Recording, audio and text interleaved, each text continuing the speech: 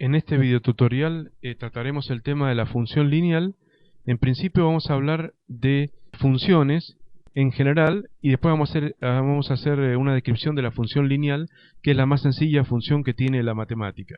En principio, una función es una relación matemática entre dos variables, la x, que es la llamada variable independiente y que se le puede dar cualquier valor dentro de un determinado dominio, y la y, que es la variable dependiente porque depende de x y es la propia función. Así que bueno, ahí tenemos la variable independiente x y la propia función y. Siempre que trabajamos en matemática es posible con las funciones realizar una tabla de valores para después representarla gráficamente. Una tabla de valores es lo que vemos acá. Simplemente es una tabla donde a x, que es la variable independiente, le vamos dando valores en forma libre o independiente, como se dice comúnmente, pero teniendo en cuenta que sean valores para los cuales la función esté definida. En este caso, que la función es lineal, y igual 2x más 1, está definida para cualquier valor de x, así que en este caso particular no hay ninguna limitación a los valores que le podemos dar a x. Pero en otros tipos de funciones, a veces x no puede tomar algún determinado valor porque no se puede calcular su expresión o la expresión de y.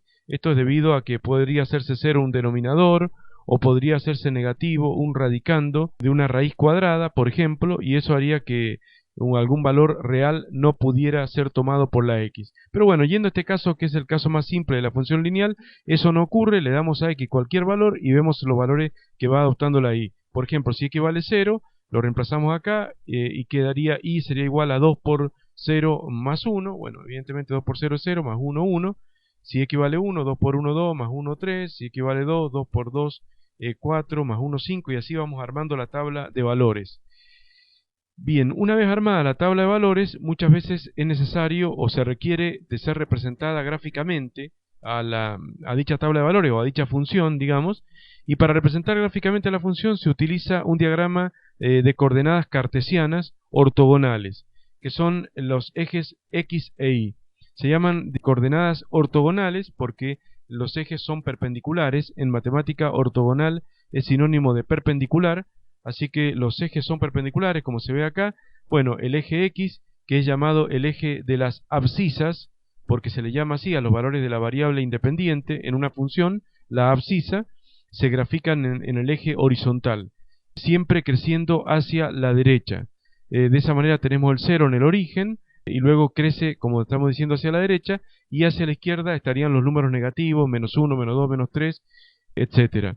Siempre se debe hacer flecha en el sentido de crecimiento del eje, en este caso hacia la derecha, no hacer doble flecha a la derecha y hacia la izquierda, porque el eje tiene un solo sentido de crecimiento, que es el marcado ahí, y no debe hacerse con dos sentidos de crecimiento. Lo mismo pasa con el eje de las ordenadas, que son los valores de la función, o sea, los valores de la y que se hacen, como vemos acá en el eje vertical, desde el 0, donde está el origen del sistema de coordenadas, hacia arriba crece, obviamente se hace flecha hacia arriba, y hacia abajo decrece, menos 1, menos 2, menos 3, que acá no está mostrado en este gráfico, y de esa manera se ubican los distintos puntos del plano.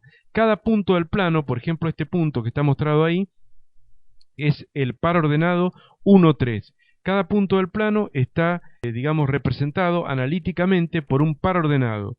¿Qué es un par ordenado? Como lo dice la palabra, es un conjunto de dos valores, la x y la y, por eso es par, 1.3, por ejemplo, o 2.5, y los pares ordenados, que generalmente se colocan entre paréntesis, cada par ordenado representa a un punto del plano.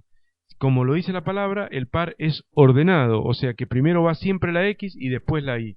O sea, el par ordenado 1, 3 es este punto. Y el 3, 1 sería este punto que estamos viendo ahí. O sea que cada punto del plano admite su correspondiente par ordenado. Por ejemplo, este punto del plano es el par ordenado 0, 1. 0 porque es el valor de x y 1 porque es el valor de y que corresponde a ese punto. Así que bueno, cada punto del plano es un par ordenado, abscisa ordenada, como vemos ahí, y esto nos permite representar gráficamente el llamado lugar geométrico de una función, que en este caso, para esta recta y igual 2x más 1, esa es la representación gráfica. Como vemos, por supuesto, en la función lineal, la representación gráfica es una recta, y por lo tanto bastaría con solo un par de renglones de la tabla de valores, o sea, 2 puntos o 2 pares ordenados para poder representarla. Los demás puntos serían innecesarios.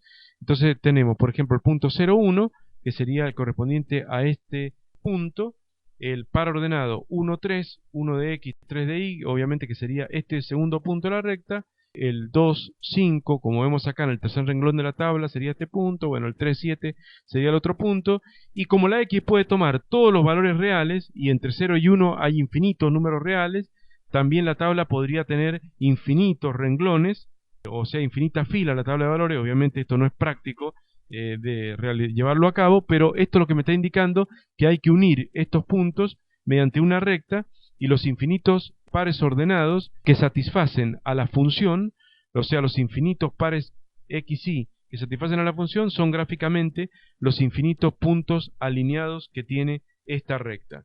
De esa manera tenemos la correspondencia biunívoca, como se llama en matemática, que hay entre par ordenado y punto. O sea, por cada par ordenado XY hay un solo punto, y por cada punto hay un solo par ordenado que le corresponde. Eso se llama de esta manera, correspondencia biunívoca que hay entre punto y par ordenado. Eso me permite graficar funciones. Así que bueno, lo más importante de todo esto es grabar bien estos términos, que a veces a los alumnos les cuesta memorizar, pero bueno, abscisa es siempre la X, o sea, el primer elemento del par ordenado, y ordenada es siempre la Y, o el segundo elemento del par, o la función propiamente dicha. Esos serían los elementos básicos que nos permiten trabajar con funciones, cualquiera sea, las mismas, hacer tabla de valores y posteriormente poder representarlas gráficamente en un diagrama de coordenadas cartesianas. Ambos valores de X e Y se llaman coordenadas, mientras que la Y se llama ordenada, que como vemos no es exactamente lo mismo. Bien.